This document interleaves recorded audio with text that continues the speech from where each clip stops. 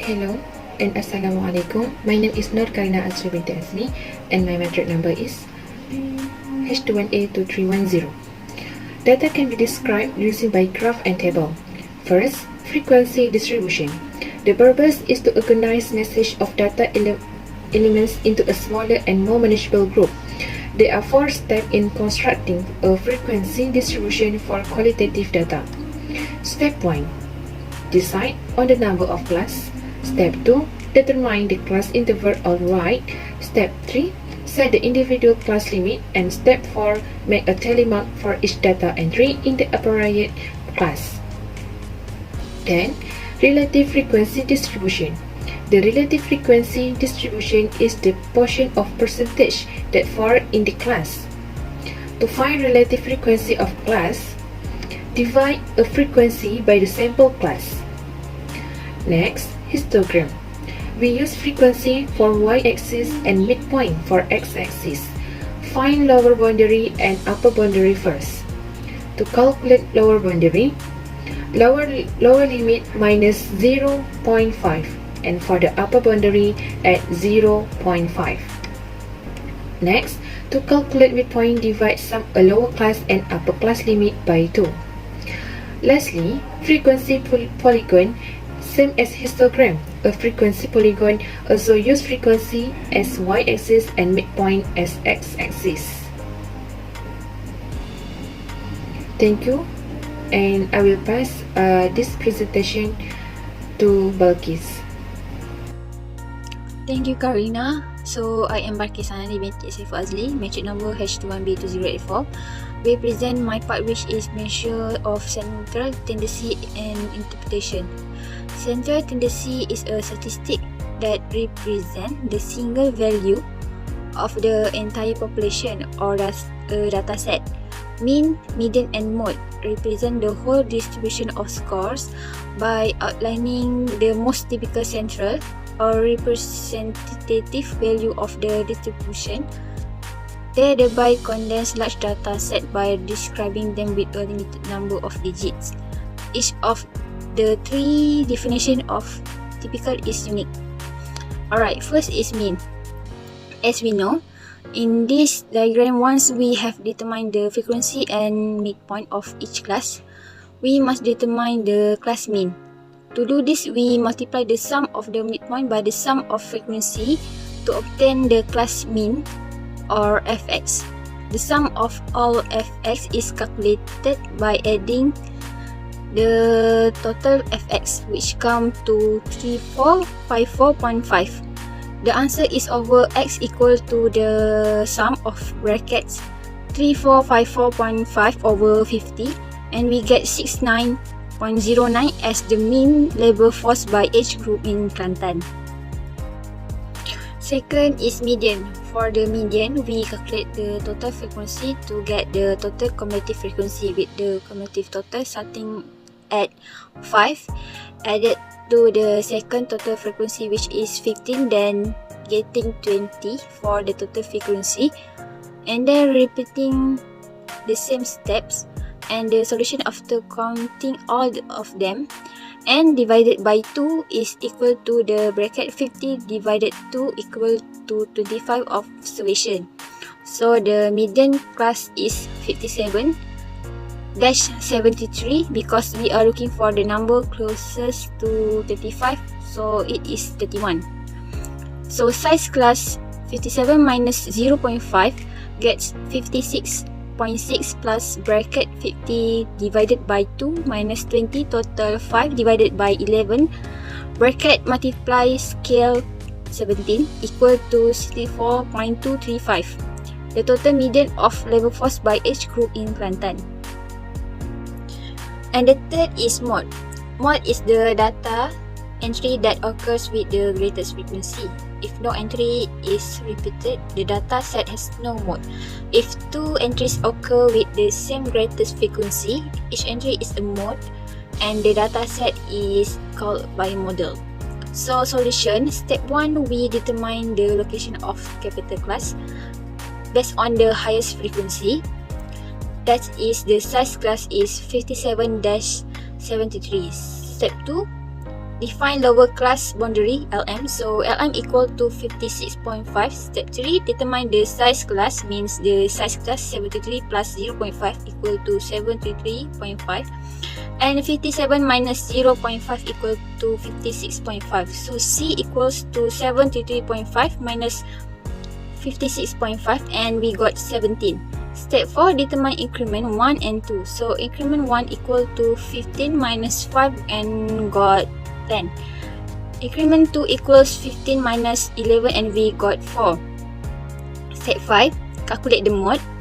Low class boundary 56.5 plus bracket 10 divided by bracket 10 plus 4 bracket multiplied by scale 17, and we got 56.5 plus bracket 170 divided by 14 bracket and got 56.5 plus 12.143 equal to 68.643.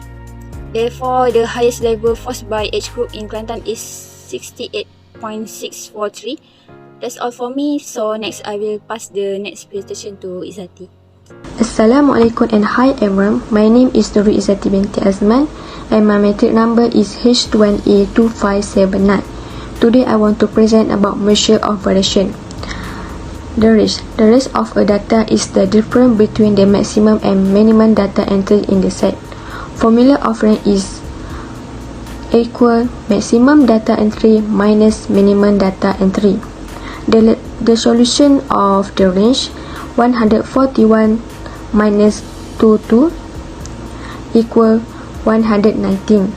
Therefore, the range is about 119. Second is about data of variance and standard deviation. Classes which is 22 to 39, 40 to 56, 57 to 73, 74 to 19, 91 to 117, 118 to 124. Then the last one is 125 to 141. The frequency is 5, 15, 11, 7, 7, 4, 1. F equal 15. S 30.5, 48, 65, 82, 99, 116, 113, 133. X equals x power of 2 and 930.25, 2304, 4225, 6724, 9801, 13456, 17689. Fs 152.5, 720, 715, 574, 963, 693, 464, and the last one is 133. Fs equal 3451.5. Fx power of 2, 2325, 6.25, 518400, 511225, 329476, 480249, 215296, 17689. Fs power of 2, 2095591.25. The sample of variance, the solution is S2 equal 1, 2095591.25 per 50 minus 1 minus 34 2 per 15. 1 2 0 9 5 5 9 1.25 per 49 minus 1 9 1 2 8 5 2.25 per 15. 1 29 20 9 55 9 1.25 equal per 49 minus 238.257.045. The last one 1,185,7,334.205 per 49 equal 37904.78. Next is about sample standard deviation. The solution is S equal half of power 37904.78 equal 194.69. Therefore, the sample variance is about 37904.78 and the sample standard deviation is about 194.69. That's all from me. Thank you. Assalamualaikum, my name is Naswaha binti Abdul Rashid and my metric number is H20203. So this is my part which is measures of position. Before determining the quartiles, the data should be ranked in ascending order. The interquartile range is defined as the difference between the third and first quartile. The position of the three quartiles are resected in the figure below. Each of these sections contains 25% of the observation in an increasing order dataset. In a range of dataset is divided into two equal parts by the second quartile and median are the same. Approximately 75% of the data values are less than quartile 3, while approximately 25% are greater than quartile 3. For group data with interval responses, quartile 1 and quartile 3 are calculated using linear interpolation in the same that the median is. The corresponding formula is n equal to sample size, L quartile 1 equal to lower boundary of the first and third quartile classes. Next, sample per 4 minus frequency entry open bracket and close bracket per 4 minus frequency equal to cumulative frequencies before the first and third quartile classes. Then, frequency quartile 1 and frequency quartile 3 equal to frequencies of the first and third quartile classes. And lastly, C equal to class size. So the next part, I can use my tablet to refer the table and the solution to explain more detail. So the table below shows the classes, frequency and cumulative frequency. So the sample size of the data is 15. The solution, step 1, find the location of quartile 1 and quartile 3. So the quartile 1 equal to n, which is sample size 15, divide by 4. So the answer is 12.5. So the range of class interval is 40 to 56. Next, quartile 3 equal to 3, open bracket, sample size 15, close bracket, divide by 4. So the answer is 37.5. So the range class interval is 74 to 90. The step 2 is find the value of quartile 1 and quartile 3 using formula as follow. So the quartile 1 equal to L quartile 1. So plus sample size 15 divide by 4 minus by frequency and divide by frequency quartile 1 multiply by sample size. So the answer is 47.5. Next, quartile 3. Quartile 3 equal to L quartile 3 minus 3, open bracket 15, close bracket, divide by 4 and minus by F, and divide by frequency quartile 3, multiply by C. So the answer is 134.07. So the lastly interquartile range, the quarter 1 minus quarter 3. Quarter 1 is 134.07 minus quarter 3 is 47.5. So the answer is interquartile range 86.57. So that's all from my part. Thank you. Assalamualaikum, my name is Nur Afizah binti Ali. My matrix number is H21A22N9.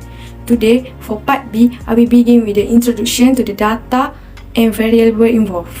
We had discovered two types of independent variable and also dependent variable, where height is defined as an independent variable and long jump spot is defined as a dependent variable. Therefore, the table on the slide indicated that we choose 40 selected data for the calculation. Next, initially, R was known as the Pearson moment correlation coefficient. So, this is a solution how to find R. R equal 0.871. There is very strong positive correlation at 0.871 between X and Y. Next, I will explain about the simple linear regression. So, here are the formula to find and solve the simple linear regression, which is y equal b0 plus b1x. From the simple linear, we use the same data. Here are two steps or estimates the regression equation. Step 1, we use this formula for find the b1. So here are the solution, and for the value for the b1, we got 0.852. First, we need to find mean y bar and x bar. For y bar equals 6,187 per 40. So we get 154.68. And for x bar equal 6,376 per 40. So we get 159.4. For step 2, we use that formula and the solution is for y bar is 154.68 minus the 0.852 multiply x bar, which is 159.4. Then we solve the conclusion and we get the value is 18.87. For the regression equation is y equal b0 plus b1x. So y equal 18.87 plus 0.852. Lastly, for integrate the regression equation is for slope is b1 equal 0.852. For every measure of height increase, the long jump spot will increase about 0.852 per cm. For constant is b0 equal to 18.87. When the measure of height is 0, the distance of long jump is 18.87. That's all from me and my friends. Thank you for watching.